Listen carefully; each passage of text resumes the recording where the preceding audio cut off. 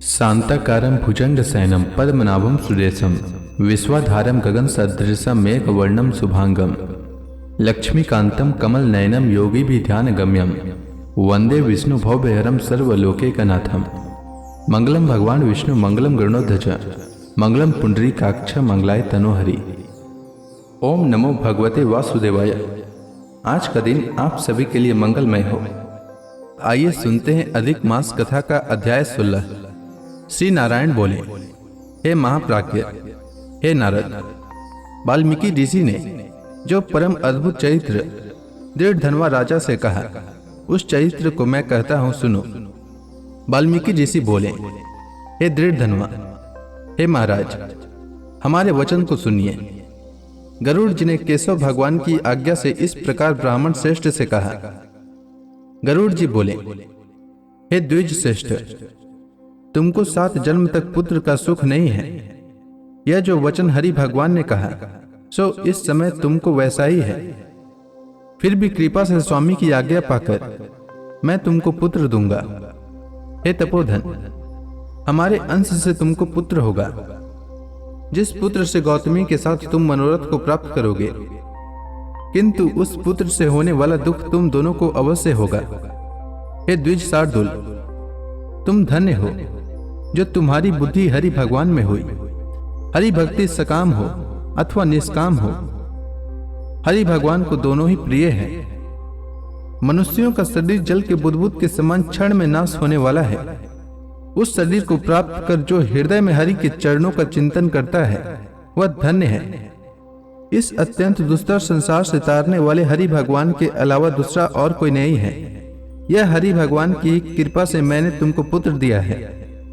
मन में श्री हरि को धारण कर सुखपूर्वक विचारो और उदासीन भाव से संसार के सुखों को भोगो। वाल्मीकि ऋषि बोले, गौतमी और सुदेव दोनों स्त्री पुरुष के देखते देखते उत्तम वर को देखकर उसी समय गरुड़ पर सवार होकर भगवान हरि शीघ्र ही वैकुंठ को चले गए। सुदेव शर्मा भी स्त्री के साथ अपने मन के अनुसार पुत्र रूप वर को पाकर अपने घर को आ गया और उत्तम गृहस्थाश्रम के सुख को भोगने लगा। कुछ समय बीतने के बाद गौतमी को गर्भ रहा और 10वां महीना प्राप्त होने पर गर्भ पूर्ण हुआ।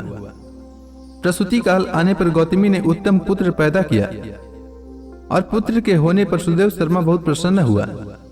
श्रेष्ठ ब्राह्मणों को बुलाकर जात कर्म संस्कार किया और अच्छी तरह स्नान कर ब्राह्मण श्रेष्ठ सुदेव शर्मा ने उन ब्राह्मणों को बहुत दान दिया। ब्राह्मण और स्वजनों के साथ बुद्धिमान सुदेव शर्मा ने नामकरण संस्कार किया। कृपालु गरुड़ जी के प्रेम से यह पुत्र हुआ था। शरतकालीन चंद्रमा के समान उदय को प्राप्त तेजस्वी यह सुख के सदृश है। इसलिए मेरा यह प्रिय पुत्र सुखदेव नाम वाला हो। माता के मन को आनंद देने वाला वह पुत्र पिता के मनोरथों के साथ साथ शुक्ल पक्ष के चंद्रमा के समान बढ़ने लगा। पिता ने हर्ष के साथ उपनयन संस्कार कर गायत्री मंत्र का उपदेश किया। बाद वह बालक वेदारंभ संस्कार को प्राप्त कर ब्रह्मचर्य व्रत में स्थित हुआ। उस ब्रह्मचर्य के तेज से युक्त बालक साक्षात दूसरे सूर्य के समान शोभित हुआ। बुद्धि सागर उस बालक ने वेद का अध्ययन प्रारंभ किया। उस गुरु वत्सल बालक ने सद्बुद्धि से अपने गुरु को प्रसन्न किया और गुरु के एक बार कहने मात्र से समस्त विद्या को प्राप्त किया। वाल्मीकि ऋषि बोले, एक समय कोटि सूर्य के समान प्रभाव वाले देवल ऋषि आए। उनको देखकर हर्ष से सुदेव शर्मा ने दंडवत प्रणाम किया। अर्घ्य पाद्य आदि से विधि पूर्वक उन देवल मुनि की पूजा की और महात्मा देवल के लिए आसन दिया। अति तेजस्वी देव दर्शन देवल ऋषि उस आसन पर बैठ गए। बाद अपने चरणों पर बालक को गिरे हुए देखकर देवल ऋषि बोले, देवल मुनि बोले, अहो हे सुदेव, तुम धन्य हो। तुम्हारे ऊपर भगवान प्रसन्न हुए, क्योंकि तुमने दुर्लभ सुंदर श्रेष्ठ पुत्र को प्राप्त किया है। ऐसा विनीत बुद्धिमान, बोलने में चतुर्वेद पाठी और शीलवान पुत्र कहीं भी किसी के यहाँ नहीं देखा। हे पुत्र, यहाँ आओ। तुम्हारे हाथ में यह कौतुक क्या देखता हूं?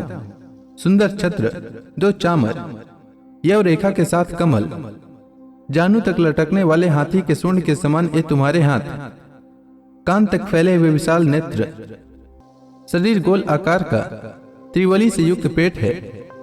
इस प्रकार उस बालक के विषय में कहकर उस ब्राह्मण को उत्कंठित देखकर देवल ऋषि फिर बोले, अहो हे सुदेव, यह तुम्हारा लड़का गुणों का समुद्र है। कंधा और कोह का संधि स्थान गुड़ है।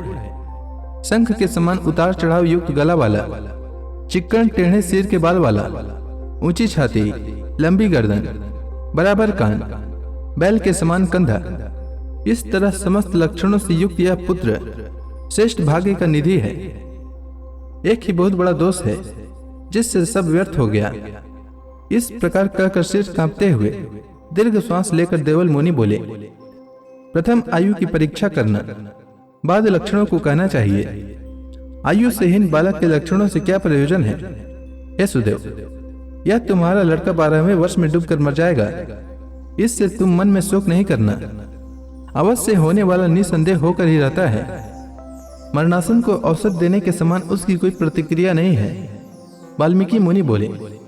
देवल मुनि इस प्रकार कहकर ब्रह्मलोक को चले गए और गौतमी के साथ सुदेव ब्राह्मण पृथ्वी पर गिर पड़ा।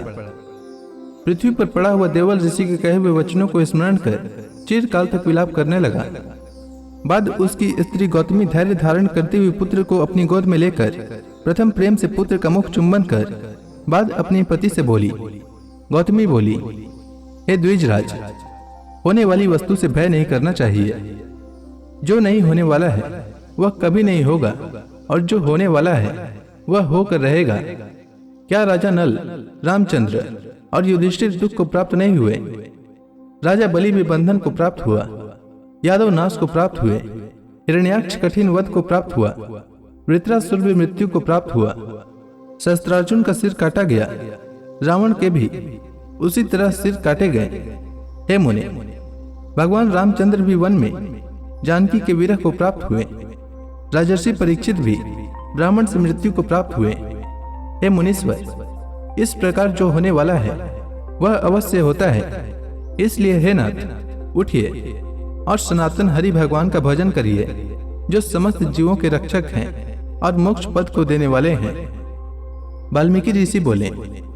इस प्रकार सुदेव शर्मा ने अपनी स्त्री गौतमी के वचन को सुनकर स्वस्थ हो हृदय में हरि भगवान के चरणों का ध्यान कर पुत्र से होने वाले शोक को जल्दी से त्याग दिया।